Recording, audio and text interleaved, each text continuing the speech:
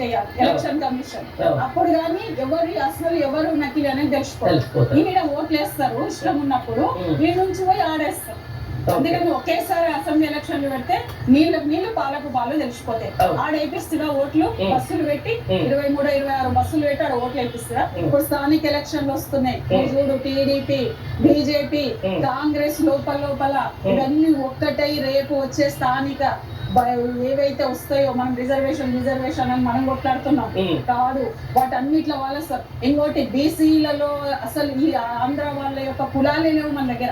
26 కులాలు కూడా ఈరోజు తెలంగాణలో కలపాలంటున్నారు. కేసీఆర్ ఒప్పుకోలేదు. మా దగ్గర లేని కులాలు ఆంధ్ర వాళ్ళే మేము ఎట్లా కలుపుతాం, మేము కలపమన్నాడు. కానీ ఈయన పెట్టిండు ఎజెండాల 26 కులాలను కూడా కలుపుతాను. అంటే ఇక్కడ విద్యా ఉద్యోగాల లోపల రిజర్వేషన్లు మనం అనుకుంటున్నాం. ఆ విద్యా ఉద్యోగాల రిజర్వేషన్లతో పాటు స్థానిక ఎలక్షన్ లో కూడా వాళ్ళకి రిజర్వేషన్లు ఉంటాయి. దాని కోసం వాళ్ళు పట్టు చేస్తున్నారు. ఇది మనము గుర్తెరగాలి.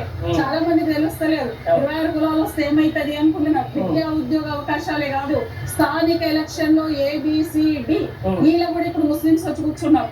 ఆ రకంగా బీసీల యొక్క జాబితాలో ఉన్న కులాలన్నీ పక్కకు పోయి ఈ కులాలు ముందరికి వచ్చేస్తాయి. ఎందుకు? ఆర్థికంగా వాళ్ళంతా బలంగా ఉన్నారు. దాని రిజర్వేషన్లు అంటున్నాం. ఆ రిజర్వేషన్ లో కూడా స్థానికంగా పోటీలో వీళ్ళు కానీ వచ్చిందనుకో, వీళ్ళంతా నిలబడ్డారనుకో, పైసలు ఉన్నారు కాబట్టి డంప్ అయితే పైసలు ఆంధ్ర నుంచి ఇక్కడికి గెలుస్తారు. తెలంగాణ తెచ్చింది మేమే, ఇచ్చింది మేమే.